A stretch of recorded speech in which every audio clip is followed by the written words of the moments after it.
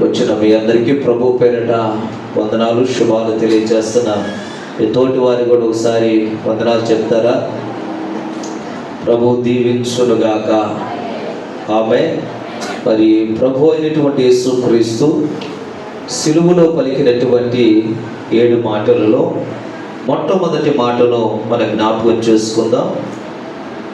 లూకా సువార్త 23వ అధ్యాయము 34వ వాక్యాన్ని మనం చదువుకుందాం.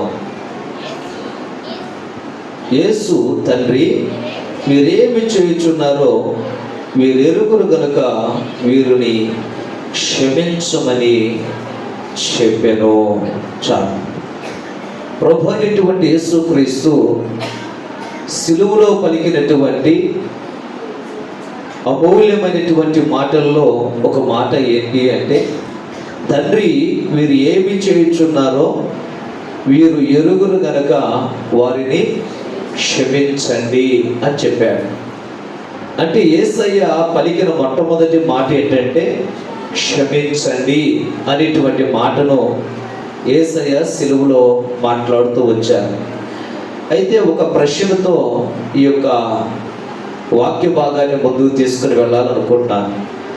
ఏ మనుషుడికైనా క్షమించడం అనేటువంటిది ఈజీనా? చంపడము అనేటువంటిది ఈజీనా? క్షమించడం ఈజీయా? చంపడం ఈజీయా? అమ్మా గట్టిగా చెప్పాలి. చంపడమే ఈజీ. ఏమైనా ఎక్స్పీరియన్స్ ఏమైనా ఉందా? రైట్, చంపడమే ఈజీ నిజంగా. ఎందుకని అంటే ఒక మనుష్యుడు మరొక మనుష్యుని క్షమించలేడు. చంపడము చాలా ఈజీ, కానీ క్షమించడము అనేటువంటిది చాలా కష్టం పులారా. ఎందుకని అంటే ఈ రోజున మనం ఆలోచన చేస్తే ప్రభు అయినటువంటి యేసుక్రీస్తు దగ్గరికి శిష్యులు వచ్చారు. ఆ శిష్యులు వచ్చి మాట్లాడుతున్నారు, అయ్యా, నా సహోదరుడు నా పట్ల తప్పిదము చేశాడు, నేను ఎన్నిసార్లు క్షమించాలి అని అడిగాడు. 7 సార్లా 77 మార్లా అన్నాడు. ఆయన అన్నాడు 77 మార్లే, కానీ దాని అర్థం ఏంటంటే జీవితాంతము ఒక మనుషుడు మరొకడు ఏం చేయాలంట? క్షమిస్తూనే ఉండాలి అన్నాడు. హల్లెలూయా. ఏం చేయాలి? క్షమిస్తూనే ఉండాలి బిడ్డలారా. యేసయ్య సిలువలో పలికినటువంటి ఈ మాటలకు అర్థం ఏంటంటే ఆయన భూమి మీద బ్రతికిన ప్రతి సంవత్సరాల్లో అనేక మంది బిడ్డలను ఆయన క్షమిస్తూ వచ్చారు. సిలువ పైన ఆయన నిలిచినప్పుడు ఆ మాట పలుకుతూ ఒక మంచి విజ్ఞాపన చేసినట్లుగా బిడ్డలారా ఆయన మాట్లాడారు. తండ్రి, వీరు ఏమి చేయుచున్నారో వీరు ఎరుగున గనక వీరిని, అంటే ఇతరుల కోసం ఆయన ఏం చేస్తున్నాడు అంటే విజ్ఞాపన చేస్తూ ఉన్నాడు బిడ్డలారా. ఎందుకని అంటే యేసుక్రీస్తు ఉన్నటువంటి ఆ పరిస్థితి ఎలాంటిదంటే చాలా బాధను అనుభవిస్తున్న పరిస్థితి. సామాన్యంగా ఉన్నటువంటి పరిస్థితిలోనైతే, ఇబ్బందులు లేనటువంటి పరిస్థితిలోనైతే, కష్టాలు లేనటువంటి పరిస్థితిలోనైతే ఒక వ్యక్తి ఈజీగా క్షమించండి అని చెప్పొచ్చు, విజ్ఞాపన కూడా చేయొచ్చు. కానీ యేసుక్రీస్తు ఉన్నటువంటి పరిస్థితి ఎలాంటిదంటే ఆకాశానికి భూమికి మధ్యన వేలాడుతూ అప్పటికే అనేకమైన గాయాలు పొందుకుని తన వీపంతా నాగడి సాళ్లవలే దున్నపడుతూ వచ్చింది. ఆల్రెడీ తన చేతుల్లో కాళ్ళలో మేకులు నాటబడుతూ వచ్చినాయి. శిరస్సు పైన ముళ్ళు కిరీటముతో ఆ ముళ్ళు గుచ్చుకునిపై రక్తము స్రవిస్తూ ఉంది. అటువంటి బాధాకరమైనటువంటి పరిస్థితుల్లో ఇతరుల గురించి విజ్ఞాపన చేసేటువంటి పరిస్థితి రాదు బిడ్డలారా. కానీ అలాంటి సమయంలో కూడా బాధను అనుభవిస్తూ ఆయన ఏమంటాడంటే, తండ్రి, వీరు ఏమి చేయుచున్నారో వీరు ఎరుగును గనక వీరిని క్షమించండి అన్నాడు. హల్లెలూయా. క్షమాపణ అనేటువంటిది చాలా ప్రాముఖ్యం బిడ్డలారా. నువ్వు క్షమించకుండా దేవుని యొద్దకు మనం వెళ్ళలేము. అందుకే పరలోక ప్రార్థన యేసయ్య నేర్పించినప్పుడు ఆయన ఒక మాట చెప్పాడు, మా అనుదినాహారం నేడు మాకు దయచేయము, మా ఎడల అపరాధము చేసిన వారిని మేము క్షమించిన ప్రకారము మా అపరాధములను క్షమించండి అన్నాడు. మేము క్షమించిన ప్రకారము మా అపరాధములను అంటే నీ ప్రార్థనలో నువ్వు ఏం ఒప్పుకుంటున్నావు? ఏం ఒప్పుకుంటున్నావు నీ ప్రార్థనలో? అయ్యా, నా పక్షమున ఒక మనుషుడు తప్పిదము చేశాడు, అతడు తెలిసే చేశాడు, తెలియక చేశాడు, తప్పిదము చేశాడు. అయితే ప్రభు దగ్గరికి వెళ్ళి ఏమన్నామంటే, అతడు నేను ఏమన్నా ఆయన గాయపరచనా, బాధ పెట్టనా, ఏం చేయాలా? అతడే తనంతడు తానే తన హృదయంలో బాధను పెట్టుకుని, కక్షను పెట్టుకుని ఆ మనుషుడు నా పైన తిరుగుబాటు చేశాడు కనుక తండ్రి, నేను అతడిని క్షమిస్తున్నాను కనుక నన్ను, హల్లెలూయా, కనుక నన్ను క్షమించండి అని మనం ఆ ప్రార్థన ఒప్పుకుంటున్నట్లు. అందుకే యేసయ్య చేసిన ప్రతి ప్రార్థన ప్రతిరోజు చేయటము కూడా మనకి ఆశీర్వాదమే. ఆమేన్. దానిలో ఒక ఉన్నతమైన అర్థం ఉంది. ప్రభువా, నేను వాడిని క్షమిస్తున్నా కాబట్టి నన్ను క్షమించండి. వాడి తప్పిదములను భరిస్తున్నాను, వాడు చేసినటువంటి పాపములను క్షమిస్తూ ఉన్నాను కనుక నా పాపములు కూడా క్షమించండి అని మనము ప్రార్థనలో ప్రభు దగ్గర ఒప్పుకొని ఒక ఒప్పుకోలు ప్రార్థనగా మనం చేస్తున్నాం. హల్లెలూయా. మనకి ఇంకా అర్థం అవడానికి ప్రతిరోజున మనకి బిడ్డలారా ఒక ప్రార్థన ఉంటుంది. రాత్రికాల సమయంలో ఉండిద్దా ఉండదా? ప్రతిరోజు కుటుంబ ప్రార్థన అనేటువంటిది ఉంటుంది. ఈ కుటుంబ ప్రార్థనలో బిడ్డలారా, ఈ రోజున భార్యాభర్తలు ఇద్దరు దెబ్బలాడుకున్నారు అనుకోండి, గొడవ పడ్డారు అనుకోండి, ఆ రోజున కుటుంబ ప్రార్థన ఉండిద్దా? చెప్పలేదండి. చిన్న మనస్పర్ధాలు, చిన్నదే, చిన్న విషయమే, చిన్నదే, చాలా చిన్నదే జరిగింది. కానీ ఆ చిన్న కారణాన్ని బట్టి ఆ రోజు ఏం చేస్తాం? కుటుంబ ప్రార్థన ఎత్తేస్తాం, ఉదయం ప్రార్థన ఎత్తేస్తాం, మధ్యాహ్నం ప్రార్థన ఎత్తేస్తాం, అవసరమైతే ఆదివారం ప్రార్థన ఎత్తేస్తాం, బుధవారం ప్రార్థన ఎత్తేస్తాం. ఇక ప్రార్థనలన్నీ ఎత్తేసుకుంటూ పోతే ఆయన మనల్ని ఎత్తేస్తాడు. స్తోత్రాలు చెప్పండి బిగ్గరగా. హల్లెలూయా. అవునా కాదండి? చిన్నదే.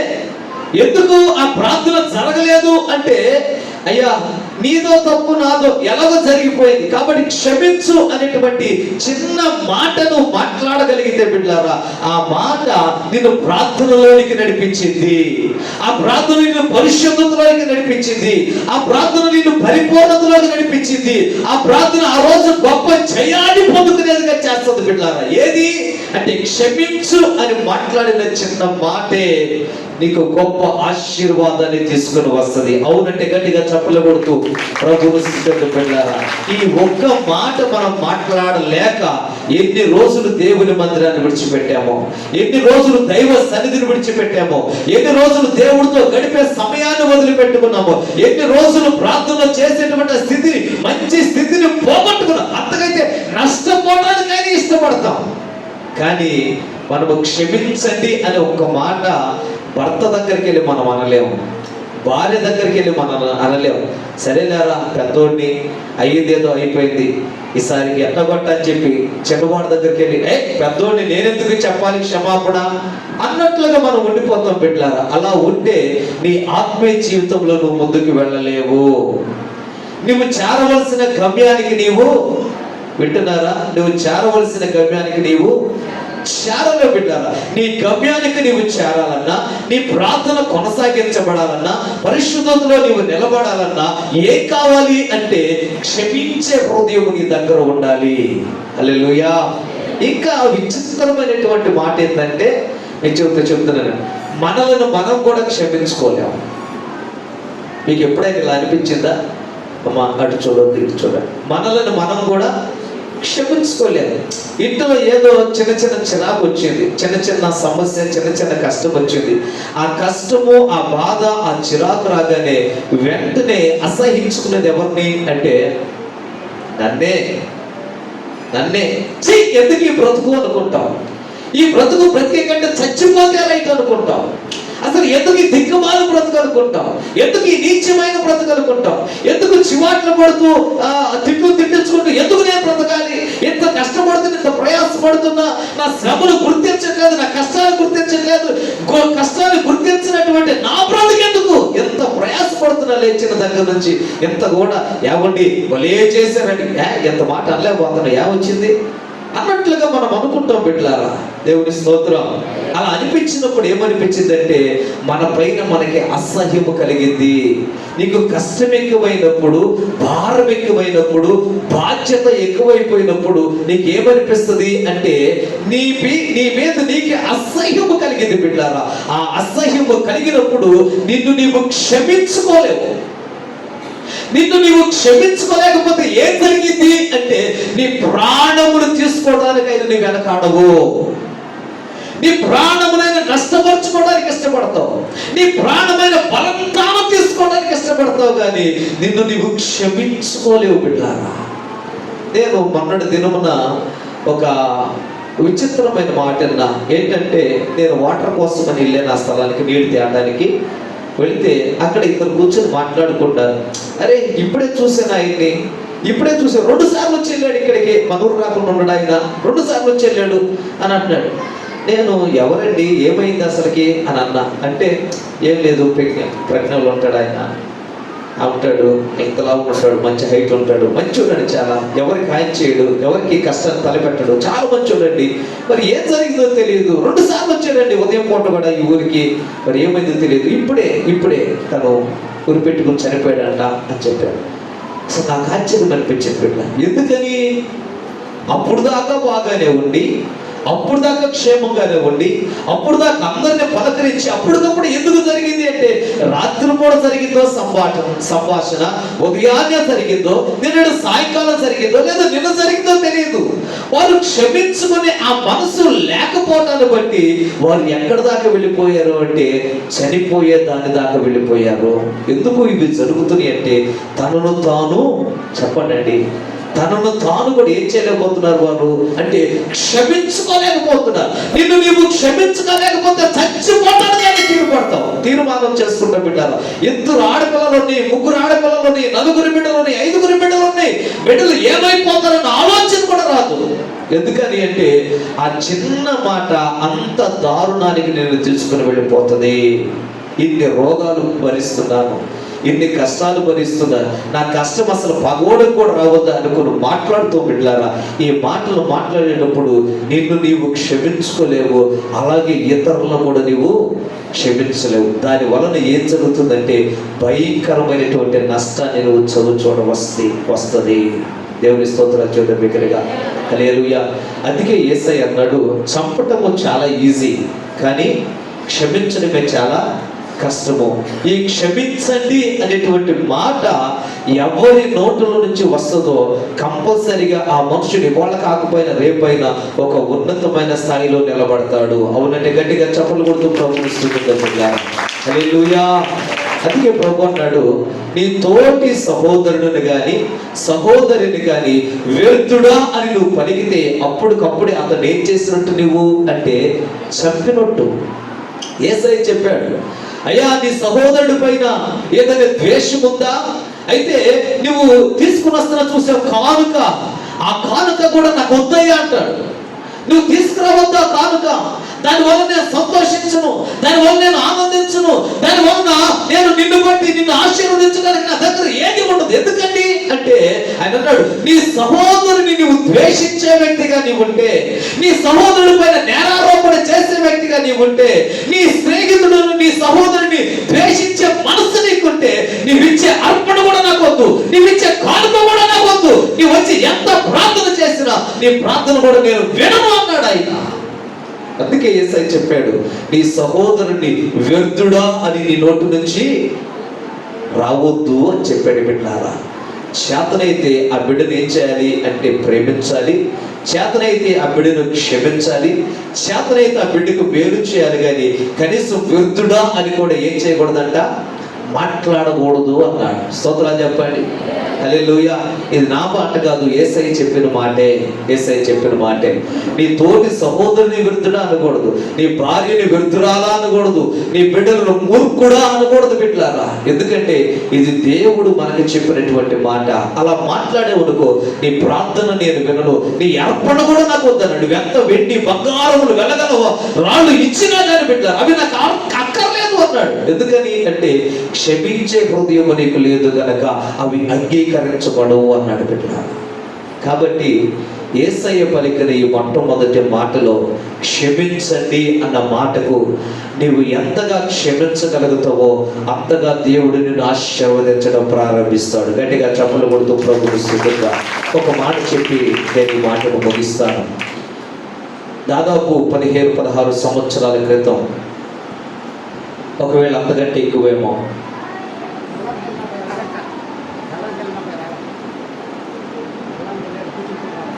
హల్లెలూయా హల్లెలూయా, స్తోత్రాలు చూద్దాం.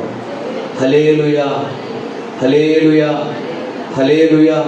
అయితే దాదాపు 15-16 సంవత్సరాల క్రితం, 15-16 సంవత్సరాల క్రితము ఒరిస్సాలో ఒక భయంకరమైనటువంటి సంఘటన జరిగింది. ఏంటి ఆ సంఘటన అంటే బిడ్డలారా, ఒక తండ్రిని 2 కొడుకులు స్వార్థ ప్రకటన చేయడానికి ఒరిస్సా అనేటువంటి ప్రాంతం వచ్చారు.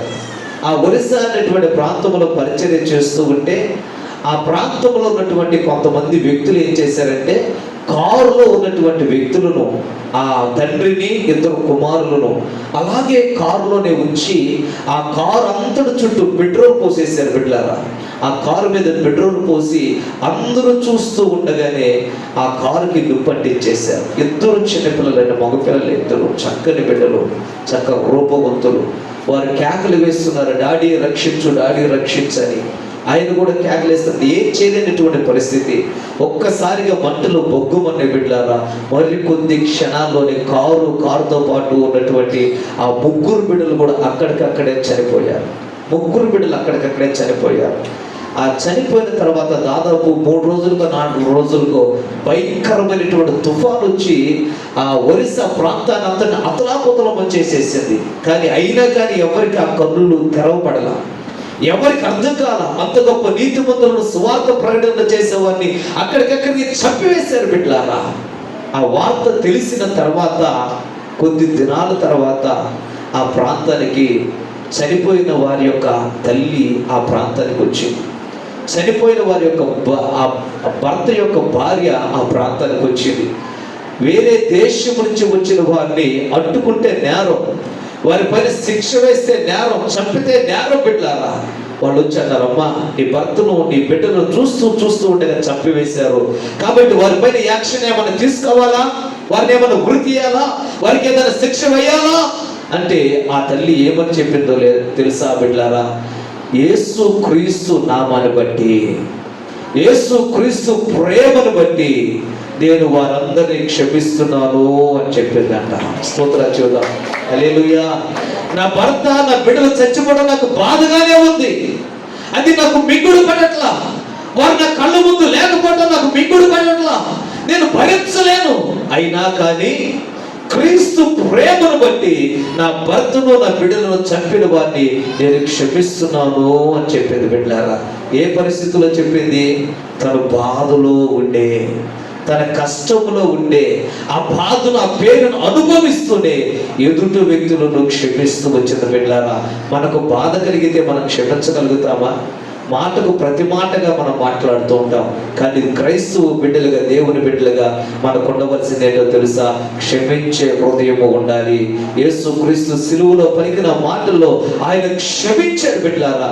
అలాంటి క్షమా హృదయము కలిగిన మనసును దేవుడు మనకు అనుగ్రహించునుగాక. ఆమేన్. హల్లెలూయా.